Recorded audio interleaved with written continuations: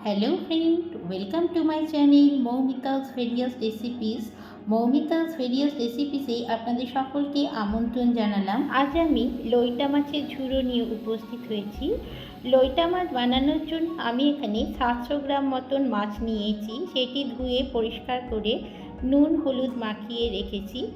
লইটা হলো বাঙালির প্রাস, কিন্তু কাঁটার অভাবে অনেকে রিস্ক নিতে চান না।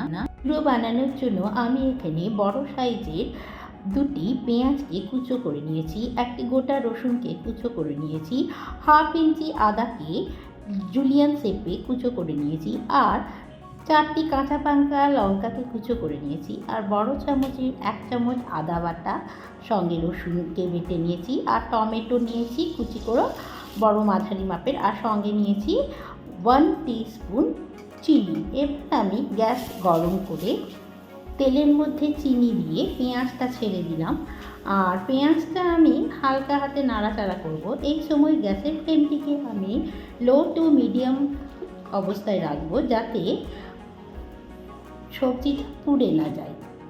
এখন আমি একটুখানির জন্য 1 মিনিটের জন্য গ্যাসের লিডটি লাগিয়ে দিলাম। লিডটা 1 মিনিট পরে তুলে আবারও হালকা হাতে আমি পেঁয়াজটা ভেজে নিলাম। পেঁয়াজটা যখন দেখলাম লাল লাল হয়ে এসেছে, তখন আমি 1 টিস্পুন রসুন কুচো এর মধ্যে দিয়ে দিলাম এবং আবারও হালকা হাতে নাড়তে থাকলাম। এই পর্যায়েও আমার গ্যাসের ফ্লেমটি লো টু মিডিয়াম ফ্লেমে থাকবে। এখন আমি বড় চামচের 1 চামচ আদা রসুন বাটা দিয়ে দিলাম। আবারও আমি হালকা হাতে পেঁয়াজটি ভাজতে থাকলাম। এখন আমি জুলিয়ান শেপে কাটা হাফ ইঞ্চি আদাটা এর মধ্যে মিশিয়ে দিলাম। আবার আমি নাড়তে থাকলাম যতক্ষণ না সমস্ত উপকরণটি বেশ তেল সেফার হয়ে আসে। এবার আমি এর মধ্যে 1 টিস্পুন শুকনো লঙ্কার গুঁড়ো আর 1 টিস্পুন পাকা লঙ্কা সঙ্গে কুচো লঙ্কা কুচোটা দিয়ে দিলাম।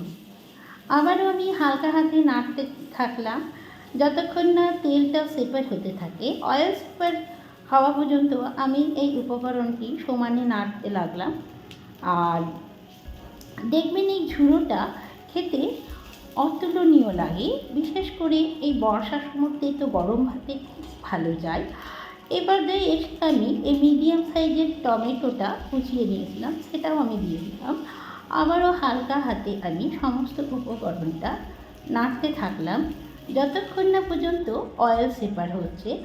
এখন আমি 1 টিস্পুন হলুদ গুঁড়ো এর মধ্যে দিয়ে দিলাম এবং 1 স্পুন সল্ট অ্যাড করলাম। আপনারা আপনাদের স্বাদ অনুযায়ী নুনটি এর মধ্যে দেবেন। এখন আমি আবারও ঢাকনাটা দিয়ে দিলাম। আমি ঠিক 3 মিনিটের জন্য ঢাকনাটা দেব, মশলার অ্যারোমাটা বেরিয়ে আসার পর্যন্ত। দেখুন কি সুন্দর একটা মশলা থেকে অ্যারোমা বেরিয়েছে, আর সঙ্গে অয়েলও সেপার হতে শুরু করেছে। আর যে গোটা গোটা আদাটা আর রসুনটা ছিল, আমি খুন্তির মাধ্যমে ওটা একটু স্ম্যাশ করে দিলাম, আর মশলাটা ভালোভাবে আমি স্টির ফ্রাই করে নিলাম। এখন এর মধ্যে আমি কাঁচা মাছগুলো অ্যাড করলাম। আপনারা চাইলে মাছটা হালকা ভেজে নিতে পারেন। আসলে লইটা মাছ থেকে প্রচুর পরিমাণ জল বেরোয়, যার জন্য আমি এটাকে না ভেজেই দিলাম। আর না ভেজে দিলে কাঁটাটা ছাড়িয়ে নিতে খুব সুবিধা হয়। আমি 4 মিনিটের জন্য আবারও কড়াইয়ের লিডটা লাগিয়ে দিলাম। 4 মিনিট পরে আমি কড়াইয়ের লিডটা খুলে এখন দেখছি যে মাছটা দেখুন বেশ নরম হয়ে এসেছে। এখন একটি কাঁটা চামচের সাহায্যে খুব সহজেই কাঁটাগুলো মাছের থেকে উঠে আসবে। সামান্য চামড়াটাকে এদিক ওদিক করলেই ভেতর থেকে মাছের যে লম্বা কাঁটাটা খুব সহজেই তোলা যায়। ঠিক এইভাবে আপনারা সম্পূর্ণ মাছ থেকে মাছের কাঁটাকে ছড়িয়ে নিতে পারবেন। এটি আমি পরিষ্কার করে সমস্ত মাছ থেকে কাঁটাগুলো সরিয়ে নিয়েছি। দেখুন সুন্দর সমস্ত মাছের কাঁটাগুলো মাছ থেকে সুন্দরভাবে সরে এসেছে, একটিও মাছে কাঁটা নেই এবং মাছটাও বেশ সুন্দরভাবে বয়েল হয়ে গেছে। আপনারা এভাবে মাছের কাঁটা সরিয়ে দেখবেন, খুব সহজ কিন্তু মাছ থেকে মাছের কাঁটাটা আপনারা সরাতে পারবেন।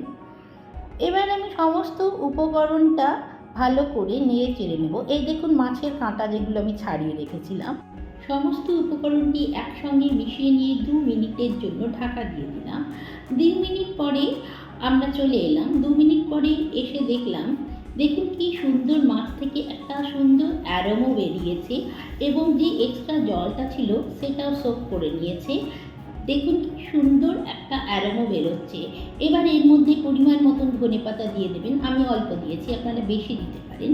তৈরি হয়ে গেল আমাদের লইটার ঝুড়ো। এটাতে বেশি পরিমাণে একটু তেল লাগে কিন্তু খেতে অনবদ্য হয়। এইভাবে একবার আপনারা বাড়িতেই বানিয়ে দেখবেন।